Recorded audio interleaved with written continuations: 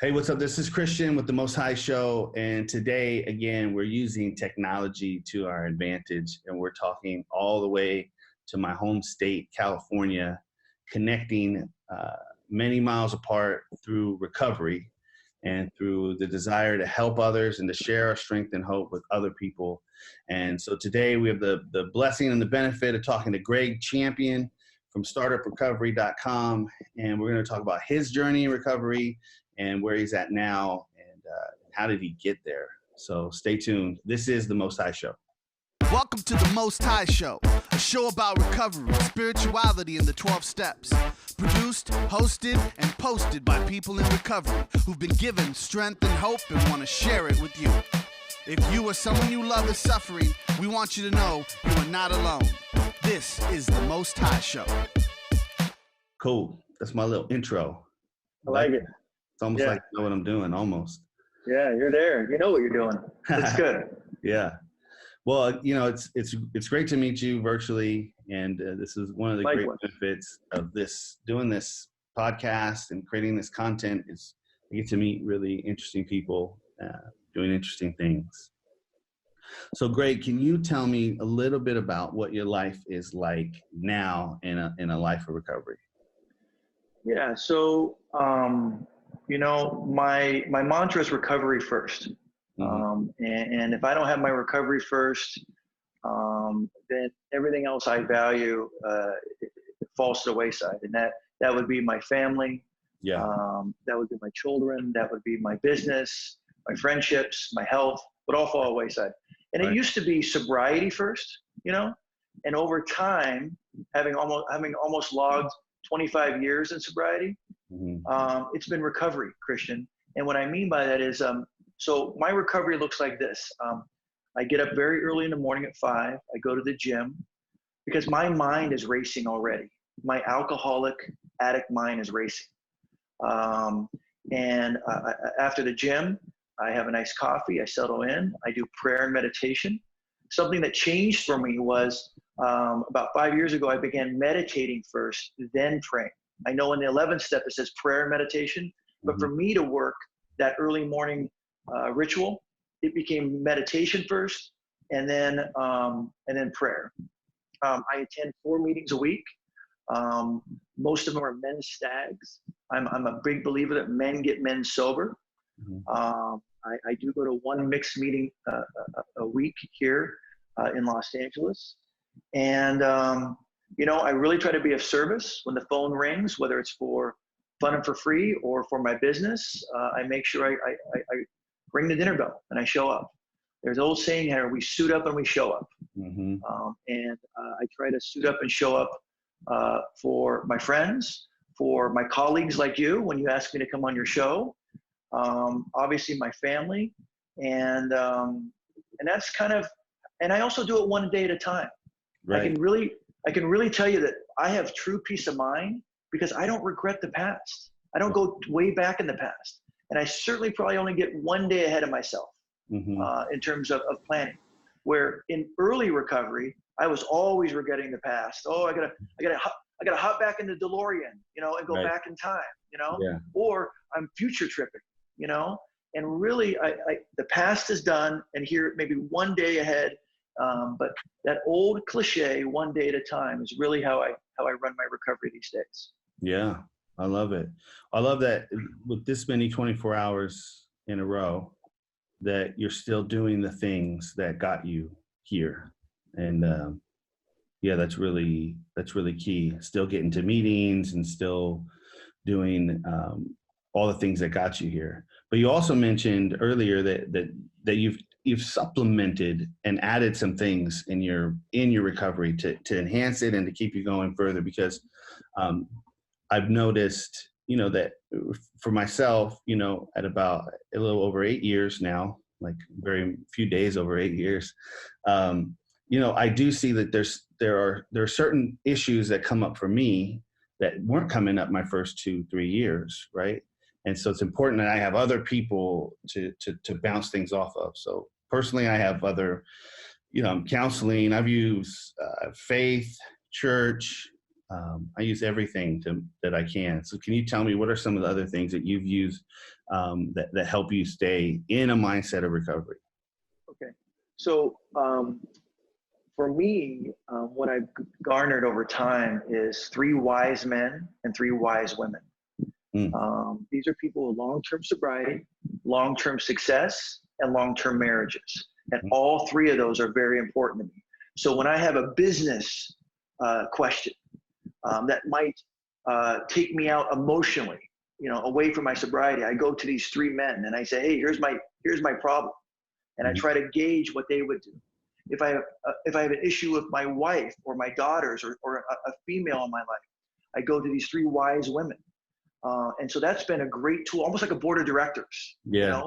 And I encourage everybody, go get your sponsor, but go get a board of directors. I've also taken on breath work.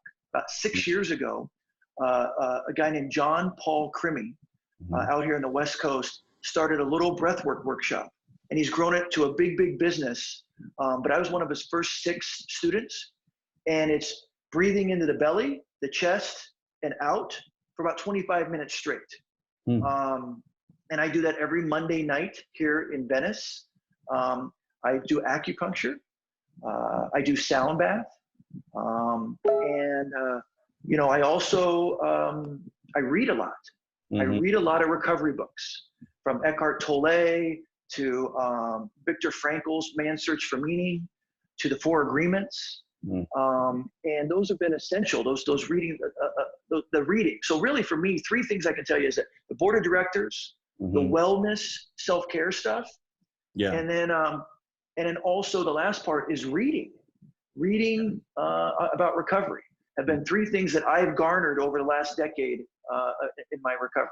Yeah, that's awesome. Yeah, the 4 Agreements has been very helpful for me as well. I really like that book. And that's awesome. What is a sound bath?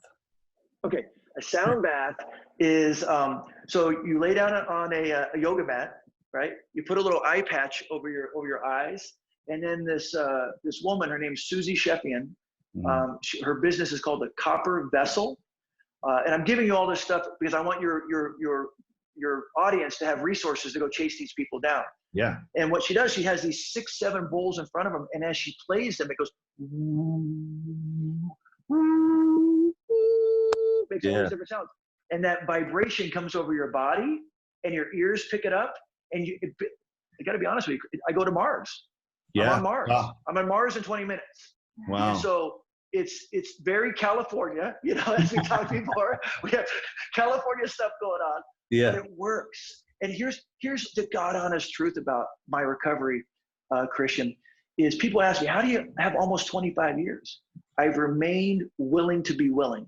I've remained willing to be willing. So when someone says, hey, you want to try and sound bath? Hey, I'm willing to try it. And once I try it and see that it works, then it becomes part of my playbook. It becomes a tool I put in my toolkit. So, but sound bath is blowing up. Breath work is blowing up. It allows for a natural high. Yeah. Well, and the thing I love about that is we're connecting the physical with the spiritual and the psychological, and it's all coming together, which I do think the 12 steps is a practical means to living out a spiritual life. And so that's what it sounds like you're doing. But it wasn't always this way, right? It wasn't always sound baths and deep meditations and helping others. So tell me, when was it that you or alcohol or drugs became a solution in your life? Yeah, what's funny? I love that you said alcohol and drugs is a solution. So many people think, oh, that guy's got a problem with drugs and alcohol. No, he's got a solution for drugs and alcohol. I would say that, I discovered drugs and alcohol around 12 or 13. I always think it's the perfect storm. I think, you're a freshman in high school. It's available, right? And all of a sudden you're going through puberty, which means the opposite sex is saying, hey, come and get me, And so those 3 things are the Bermuda Triangle that gets you going in terms of checking out. And for me, I had some childhood trauma. My father was killed in a drunk car crash when I was 4.5. So I was raised by a single mother, so I felt different. automatically. And before I had access to drugs and alcohol, violence was my drug. I was a bully. I was a mean kid. I was in detention all the time. I was a talker in class. Because I felt different, you needed to hear me. And then that violence went away once I discovered booze, pot, and cocaine between the ages of 13 and 15. And that was pretty steady throughout high school, not much damage there. I ended up going away to college. I picked a strong university for my alcoholism. It's known as Arizona State University, which was at the time the #1 party school in Playboy magazine. Wow. You know, and I wanted to be amongst my people. You know, Yeah, I figured I go, I'm going to go to a party school where I know there's worse alcoholics than me. Yeah. So I was able to hide there for 4 years. Actually, I'm telling a lie. I was there for 5 years. And then what's crazy, Christian, is that, you go get this college degree and they tell you, hey, now you're out in the real world. And so on my first night, I got my degree. I got my first DUI. Wow. And from age 22 to 24, I proceeded to get arrested 7 other times for various charges. Driving without a license, another DUI, a fight in a bar, pissing in the streets, fighting in the streets, drug charges. And each time I got arrested, a couple of things were in common. One, drugs and alcohol were always involved. Yeah. Every single time. Right. And so the last 2 times I got busted was I had met some lower companions. I was working an overnight job at a TV station, and I got out at 3 a.m. Now, Christian, what kind of friends do we have at 3 a.m.? Right? Right. Yeah. These are friends you can't bring home to mom, right? You can't bring home to your wife. Yeah. And I found them, and they found me, and they suggested that we go into business together. And so I went into the cannabis entrepreneurship business in the early 90s, and did fairly well for a while, and until I got busted with 50 pounds of pot. I got busted with 50 pounds of pot. And the judge, I'm standing in front of the judge, and he says, you're a good kid. You went to Catholic private school. You got a college degree. You grew up in a nice neighborhood in San Diego. What happened? And I know you have these same 3 words. I said, I don't know. Right. Because under the influence of drugs and alcohol, I don't know. Right. And so each time I went and did a drug deal, I had to get higher and drunker and more stoned each time. Yeah. And so what the judge did say to me, he says, listen, here's what I do know. If I see you in my courtroom in the next 6 months, I'm going to give you the 5 years of prison hanging over your head. 18 days later, Christian, I'm in my little sports car. I've drinking 6 Moosehead. I've had 2 joints, and I have a couple bindles of Coke in my pocket. And I'm going to the party of the year. And I get to the party of the year, and I'm all alone, because here's why. My high school friends have said goodbye to me. My college friends have said goodbye to me. Yeah. Because I'm a lowlife. I'm an animal. And I walk in the party, and 10 minutes into this party, a guy comes up to me and says, hey, do you have any bumps on you? Oh, I'm a people pleaser. I have no idea who the hell you are, but I'll give you some bumps. And so we go back down the stairs, out the door, and into my car.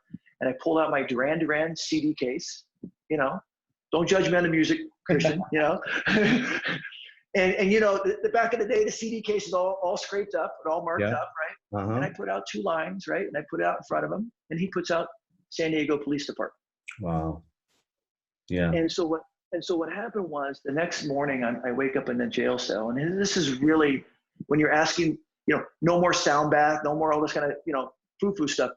How'd you get recovery? How'd you get sobriety? Here's what happened. I woke up in a jail cell, fetal position, defeated, and it's about 6 o'clock in the morning, and I hear a voice in the corner, and it says, "There's an easier way." Sorry. It's all right. We can edit that. So we're not live, so we can always go back and edit that. So I'll say this. So I'm in the fetal position. It's 6 o'clock in the morning. And in the corner of the room, a voice says to me, Gregg, there's a better way. And I'm like, what? Gregg, there's a better way. And so I do listen, and it says, call your mother. Now, Christian, the last person I want to call is my mother. When facing 5 years in prison, I do not want to be calling my mother. Mm-hmm. Do you remember calling your mother on these kind of phone calls? Right. Yeah. Right. Yeah. But I do. I call her, and here's what she tells me. Gregory, and she used to say Gregory, because our mothers always used a full name, right? Gregory, I want you to go to church. You want me to go to church? Right. Yeah, I want you to go to church. And so I went that night at 6 p.m. to a Catholic mass, and the priest gets done with mass, and he says, hey, we have confession after the mass. Would you like to go to confession? If so, I have 6 priests, 3 on this side and 3 on this side. Just go into one of the confessionals. I think to myself, great, I'm going to go into confession, and I'll get my sins out, and that way I can go out tonight. Wow. Yeah. That way I can go out tonight. And so I go into the confessional. It's not like The Godfather where they have the screen up. Right. It's just like you and me. It's 2 men looking right at each other, probably 2 to 4 feet away from each other. Yeah. This priest is in a white cloak, white hair, ice blue eyes, and he says, son, tell me your sins. And I begin to tell him my sins. I say, hey, when I smoke a lot of pot, I show up on Christmas Day on the December 27th. When I do a lot of cocaine, I date 3 women, and they have no idea I'm dating all 3 of them. When I drink a lot of booze, I get real mean and angry, and I get bar fights. And when I do all 3, I take large amounts of marijuana across this country. And he stops me and he says, hey, do you see something going on with you and your sins? I said, what? He goes, do you think you have a problem with drugs and alcohol? And I said, no. I said, no. Right. He said, and also for the very first time, I did what we call the AA pause. Yeah. And I go, you know what's funny? I said, you're the second man in my life to say something like that, to point the finger at me at what could be possibly a problem with drugs and alcohol. And he goes, who was the first? I said, it was my stepfather. This guy who my mom remarried, and who was a World War II vet, who was a self-made man, who taught me how to shave my face and tie a tie and open a door for a lady, that greatest generation. He also fought on the beaches on D-Day. And the best part of this man, Christian, was he brought 17 years of AA sobriety into the house. Wow. So I was exposed to his birthday cakes, the chips, all that kind of stuff as a kid. Yeah. Right? And so the priest says, well, what was his name? And I said, Walt Janicki. The priest reaches across, grabs my hand, and says, wow, I was Walt Janicki's first sponsor. Whoa. Wow. Wow. And so right there, it finally hit me. Yeah. Okay, I hear you, God. Because it all starts with God. It all starts with God. Yeah. It all starts with God. I hear you, God. And what happened, Christian, was I said to myself, whatever this man tells me to do next, I have to do. Yeah. And here's what he says. He says, look, your sins don't belong here. They belong 4 blocks up at the Alano Club. And there happens to be a meeting starting at 7:30, and I think you should go. Wow. And so I went. And I went to my very first AA meeting. And then this priest, before I left, gave me a piece of paper with his name and number on it. He says, I want you to come to my office tomorrow. We're going to talk. And so the next morning I woke up and I opened the piece of paper, and his name is Father Bill Wilson. Whoa. The same name as our founder of Alcoholics Anonymous. Wow. And I go, okay, I keep hearing you. I keep hearing you. Yeah. And remember, my mom said, go to church. And what my mom was saying is go to God. Go to God. Yeah. And so, so I went and saw Father Bill, and this is my root of my recovery. He says, I want you to do 3 things. I want you to stop using drugs and alcohol. I want you to go to 90 meetings in 90 days. And I said, that's good. So does the judge. And he's like, I want you to take boxing lessons. And I said, boxing lessons? And he goes, yeah, because when you do the first 2, you're going to have so much resentment and anger, you got to put it somewhere. Yeah. So I'm a big proponent of physicality in early sobriety. And then before I left his office, he says, what's your biggest fear? And I said, Father Bill, here's my biggest fear. I'm facing 5 years in prison. I don't want to go to jail anymore. I'm done. And he says, let me give you a math problem. Gregg plus drugs and alcohol equals jail, right? That has been the proven fact 8 times in 2 years. Mm-hmm. He's like, take drugs and alcohol out of that equation, and I promise you, you will never go back to jail. And so nearly 25 years of sobriety, Christian, how many times I've been to jail? None. 0. Wow. So I always tell people, hey, take drugs and alcohol out of the equation, and whatever your jail is, a bad marriage, financial problems, problems with the law, whatever it is, that jail will cease to exist. Wow. That's how I got to this program. Wow. So you didn't go into any kind of recovery or Nope. sober thing? Buck in the basket. I'm a buck in the basket kind of guy. Wow. And how many tries did it take? Was it just the one try? Yeah, the one try. Yeah. Yeah. Wow. Because here's why. Mm-hmm. Go ahead. The God thing. I thought to myself, with that God shot in the confessional, if I ever went out, it'd be slapping God in the face. Yeah. Yeah, I get that totally. I mean, I felt like that too. Like there was I felt like, I had a pretty soft,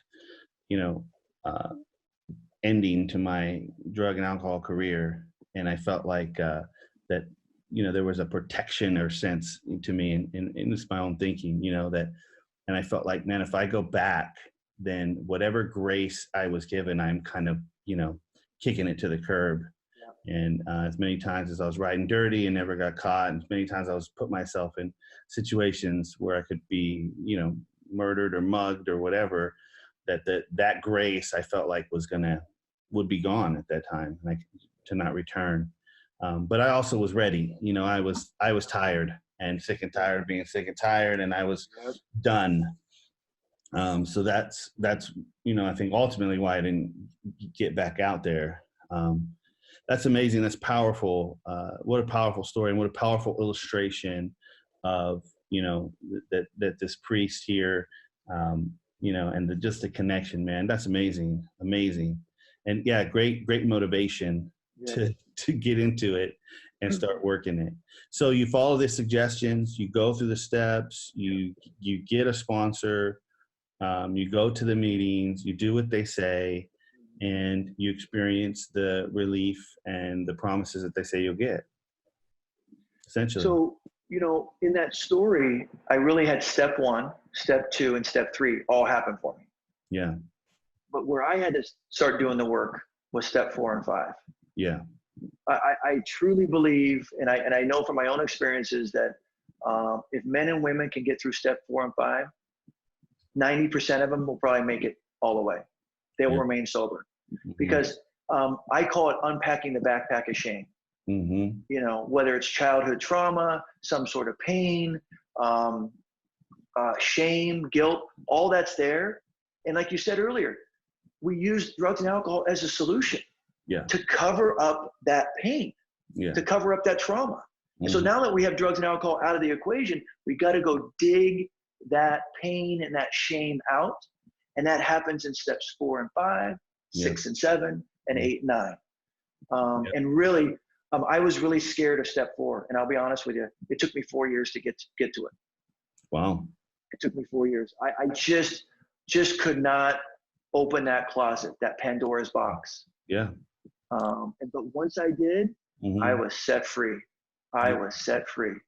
Yeah. That's amazing. It's amazing how it works. And what's interesting about guilt and shame is it's not always in the forefront. Like for me, it's in the behind the scenes pulling strings, and it's 3 layers or 3 thoughts deep is this shame that's really controlling my actions and my thinking and my dysfunction. And even in recovery, it's like still for me personally is, a few years in is realizing I needed to go back and do another 4th and 5th step, that I'd held on to some things that I was going to take to the grave, and that's what they were doing. They were secretly creating dysfunction and discord in my home life and in my work life and my thought life. And it was because of that guilt and shame that I never felt like I could really be myself. So I'm like, I'm like the man behind the curtain, pulling all these levers and trying to hold it all together and never going back out but also, it was somebody read the promises and said, and I was listening to them, and I thought, man, I don't have very many of those. I'm still sober, but I don't have many of these promises, and I want those. And what's wrong? What's going on? And being pointed back to say, hey, maybe it's time to do another fourth and fifth, and having the humility being forced to the humility to say, okay, I got to do it, right? Because everything in me was like, well, I've done this before. I've done the work. Why do I have to go back and do this? And just taking a humble approach, say, you know what, I have to be honest. I didn't address everything. Can you give me a specific example of something that you discovered that second or third time around? Yeah, I mean, I think a lot of it was sexual stuff. Yeah, that's what I want, and that was the thing that it was like, I'm gonna just carry this to the grave, Yeah. And there's so much around sex as an identity and who we are, and it gets so deeply rooted, and I know it's such a huge part of our for those of us who are addicts. It's one of the things that can lead us back out, probably one of the top things that can lead us back out, and not dealing with that and reconciling that fully was what was creating a lot of drama in my life, and the guilt and the shame of it. So setting myself free from that, it has been huge, Good. Yeah. Good. So tell me, you've gone through this, you've been working this program, and you decide to do this startup recovery, this transformational house. Mm-hmm. How long have you been doing that, and what was it that made you feel like you needed to participate in that way? Well, Christian, I'm a big proponent of God shots. I truly believe that God shots have happened for me when I was drunk and high. God shots have happened certainly for me in my sobriety and recovery. And so 4 years ago, I'm speaking from the podium, and I'm talking about getting sober in my 20s. I'm talking about building a successful business where I mentor a lot of people.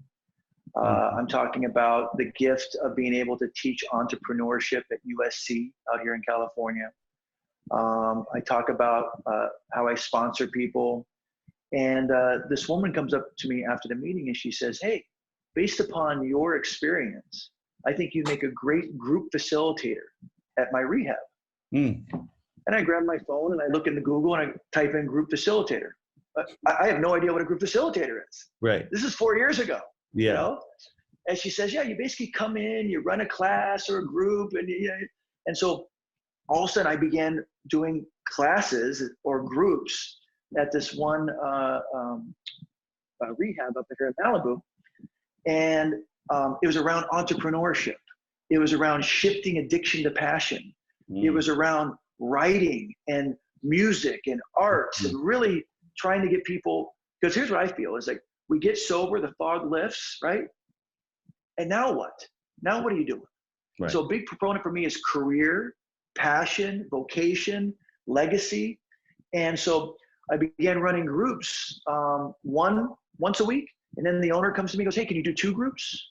And before you know it, I was doing 6 groups at one facility, 3 groups at another facility.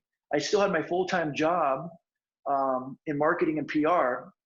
And lo and behold, a year into that, a friend of mine says, hey, you're doing all these groups, you should open up your own coaching business, And so I went to my mentor and I said, hey, I'm going to open up a private coaching business around recovery.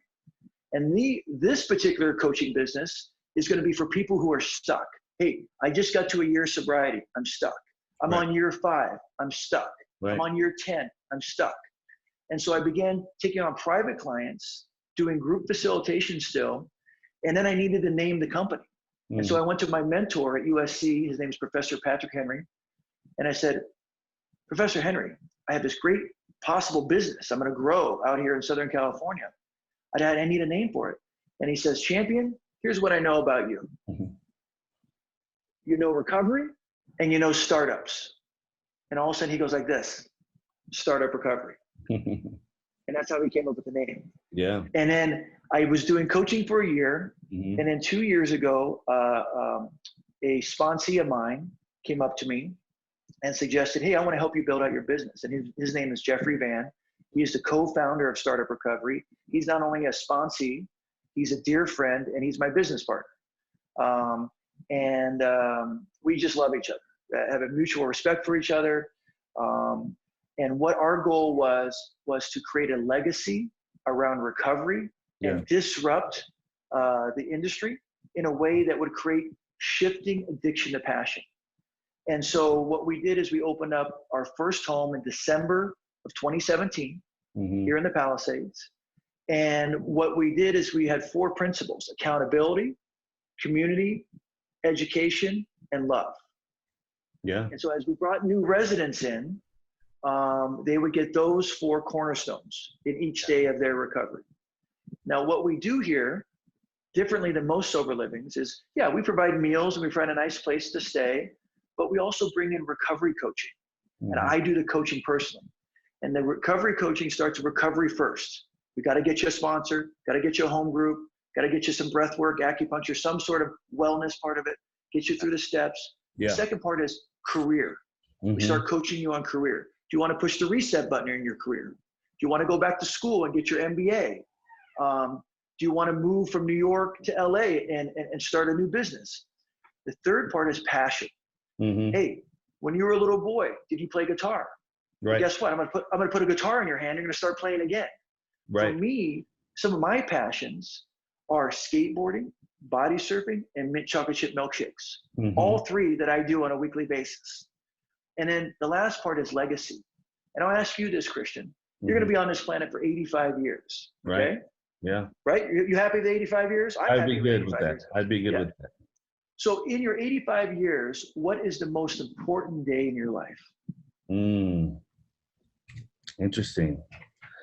I don't know. I'm sure you have an answer for me. I do. Here's what people do say. My sobriety date, the date my children were born, the date I got married, the date I got my law degree, whatever it is. Right. Here's my answer. Yeah. It's the day they put you in the ground. Yeah. Because someone's going to grab a podium and say, Christian did this. Right. What do you want this to be? Yeah. And that's the legacy piece. Yeah. You know? And so for me and Jeff, our legacy is to create this brand, Startup Recovery, where people can come, get well, find recovery, restore their lives, put their families back together. And then hopefully we do this for decades. And then when we're long gone, these people who put their lives together have kids and grandkids. Yeah. Because we were able to help them. That's our legacy. Exactly. Yeah. I mean, I think that a lot of us live life like we're not going to die. Right. Yeah. There's a song, I can't remember the name of the band, but one of the lyrics is, you know, the worst word is afterlife. Right. And, you know, not to get too metaphysical, but the concept that, you know, that we're not going to die, or that there is some sort of finality to death, and whatever that means, whatever someone's faith is. And, you know, but that we're going to die a physical death. Everyone's going to get that.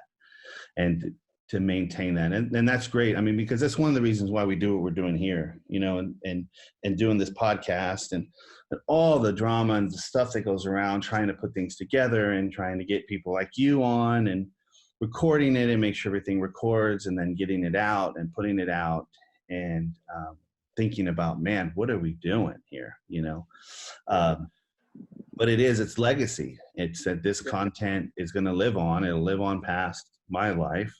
Yep. You know, and that I know that these stories and that this content is helpful. And that's a big thing too, is about the creation of the content. It's empowering people. I know so many people who are living in sober environments. They're going to meetings. They're doing all the right things, and life is pretty much whatever. And that's just not a life that you're going to want to stay sober for, you know, and you're right. Like the passion behind living is something that we've been blessed to find, and a reason to do this. And some people, man, they just don't have that. And how can we get that to them? And what is that? And I love it that utilizing the arts, and man, so many of us addicts are entrepreneurial, and some of us aren't, but for those of us who are, man, when I got connected with other entrepreneurs in recovery, and I could talk to them about my stuff, you know, the concept of not being 100% sure where next month's revenue was coming from, or how we're going to do this and how we're going to do that, and having those conversations with other people in recovery who are also entrepreneurial, it gave me this mirror back to myself that I hadn't had up until that point, you know. And then to realize that, hey, I am entrepreneurial. I'm not just going to be able to be taking a job and sitting down somewhere and turning the wheel, and that's okay. That's in my DNA, and so I think it's great, and that's huge, and that's exactly what we're trying to do here, is empower individuals to tell their story, to create these stories. How do you tell these stories? It's important to be tied to the passion. And man, I wish I would have had your number 2 years ago, man. You probably would have saved me a lot of drama. I've heard it so many times that year 5, year 6, there's that plateau, and that kind of like, I've done everything, I've gotten here, really, there's nothing wrong with life, but there's that spark is missing. And I love that you're acknowledging that it happens, and that you've created a solution to what can we do for people in that place. Yeah. You know, I would say the obsession to drink and use has definitely left, but the obsession to obsess has never left. Right. You know? Yeah. And so I can obsess about something good, right? Yeah. And build companies and help people and be good, or I can obsess about something bad. Mm-hmm. And here's the scary thing about me, even being sober this long, Christian, is I can have 9 good things going on in my life. Healthy kids, a strong business, all that stuff. And it's the one thing that's not, and you know where my mind goes, right over there. here. And and I will vibrate there, Mm-hmm. vacillate there, Mm-hmm. and all of a sudden, as that energy begins to go down, number 9 goes down, number 8 goes down, I start losing what's really going on. And that's where I think what you're talking about in year 5 and 6 is what we have to discover is emotional sobriety. Yeah. You can't go off on the guy giving you a parking ticket. You can't call customer service of American Airlines and if the person cuts in line, hey, let them cut in line. Yeah. You know, it's really where the balance happens, where boys become men and girls become women, is emotional sobriety. And you hit it right there. I think that does happen around year 5 or year 6, you know? And then something else I discovered in year 10 and 11, Al-Anon. I began going to Al-Anon. Yeah. Because here's what was presented to me. Hey, Greg, you've been in this program for 10 something years. The majority of the people in your life Wow. are alcoholics and drug addicts. Right. Yeah. Right? Yeah. And so all of a sudden I began going there and I began finding some peace. I don't go there all that often, but it's a different vibe, same language, different vibe. Yeah. So I encourage people who are in a decade, try that as another tool. Absolutely. Yeah, that's interesting. Like my sponsor and I were actually just talking about that. It's such a great tool for us, especially when everyone we're working with is in early recovery and you're having to deal with them. Yeah, and understanding that it's really interesting, man. What I found with these 12 steps and the application of them, it's a means, it's a handbook, it's a practical guide to living. I truly believe it's applicable to anybody and anyone who's trying to make a change in their life. And so, Christian, let me ask you this. Mm-hmm. If we were to take the 12 steps into every 4th grade classroom in this country, right, how good would this country be in about a decade? Yeah. You know, I'm powerless over the bully. Mm-hmm. I'm powerless over my homework. Right. You know, right? Yeah. Take any. I'm powerless over me being picked last on all the sports teams. Yeah. And my life has become unmanageable, right? Mm-hmm. And then you just start working through it. Yeah. You know, what if a kid did a daily 10 step? Right. Yeah. You know, it would transform this country like no other thing. Yeah. Well, we teach a lot of the outer world. You know, that's what is that, and that's a something, and that's a something.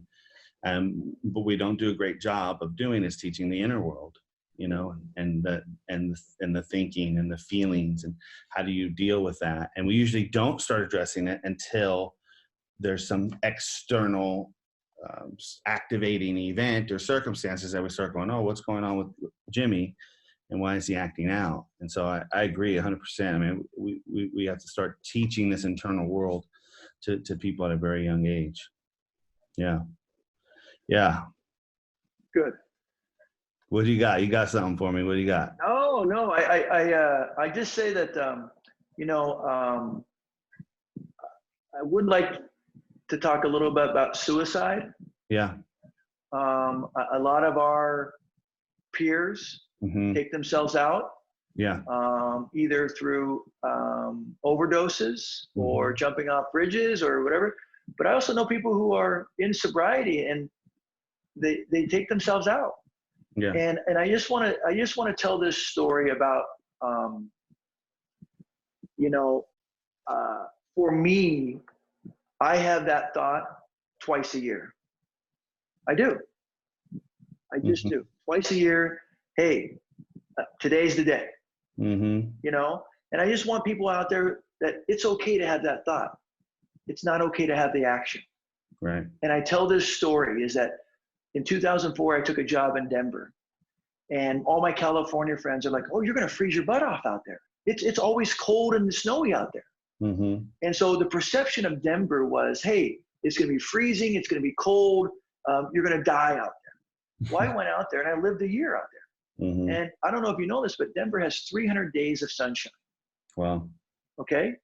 It has 65 days of different weather, 20 days of cloudiness, another 20 days of snow showers, another 20 days of real hard packed snow, and then 5 days of the blizzard. Okay. Yeah. And so I want you to equate this is that in my life, I have 300 days of sunshine. Yeah. I have 300 days of good days. Then I have some days that are kind of foggy, right? Then I have some days like, hey, the shit's hitting the fan, right? Yeah. There's another 20. And then I have others like, boy, today's the day I'm going to blow my stack. And then there's the 5 days that I think about killing myself, right? So very much like Denver is I have these 5 days. Yeah. And what I can tell you is this, and here's my secret sauce about those tough days. We don't have bad days. We have a bad 2 hours. Christian, what we do in those 2 hours will dictate if we have a bad day. So I'll give you an example. I wake up with my head on fire. If I don't go to the gym, if I don't pray and meditate, my head's still on fire, right? If I get a flat on the freeway, right?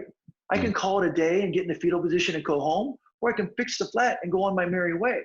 But what I ask people to do is use the tools of Alcoholics Anonymous in those 2 hours to get you out of the bad day. Right. And that's texting your sponsor, going to a meeting, pray and meditate, do breath work, go for a swim, do something in that 2 hours that allows for that storm cloud to pass. Right. And so I encourage people that are struggling with recovery and sobriety to use the tools when it starts getting dark. Yeah. And realize too that, like you said, it's a moment that, and I've had my own experience with that, where I've felt that moment and the energy rise up in me, and realizing that, I just made a split-second decision to not do it. And it really settled in to realize, wow, that's really what it is. It's this moment of intense anger or pain, and we make that decision. And for some of us, make that decision and we can't go back on it, but it's a moment, it's one decision. And if we can get past that decision in that moment and that 2 hour time window, right, and seek the help and call somebody and talk about it, and that's what's been powerful about you talking about it, about us having this conversation right now, is that, it needs to be talked about, because what happens is people have these thoughts, they have these ideas, and they don't want to mention it. They don't want to talk about it. And so it keeps it a secret. It keeps the shame and the guilt built on it. And that's when it hides, and that's when it sneak attacks, and it does those things, and we lose somebody dearly that we loved. So, yeah, man, I really want to thank you for sharing your story. Thank you for sharing that about suicide. It's so important to have that conversation. And man, I'm hoping that I'll make it out there to Cali sometime. Come see you. Please do. Come body Please surf do. with you, and maybe get a sound bath in there or something. Yeah, we'll get the sound bath for you. Nice, man. I really appreciate it. So if you want to know more, if you're in California or you just want to know more, startuprecovery.com to get in touch with Gregg and what he's doing there. And you can always email us, contact@themosthighshow.com. Gregg, thank you so much for your time and blessing us with your story and your hope and your strength. Thank you very much, Christian, and give my best to your beautiful wife, Leslie, and I thank you both for giving me the opportunity to share my story.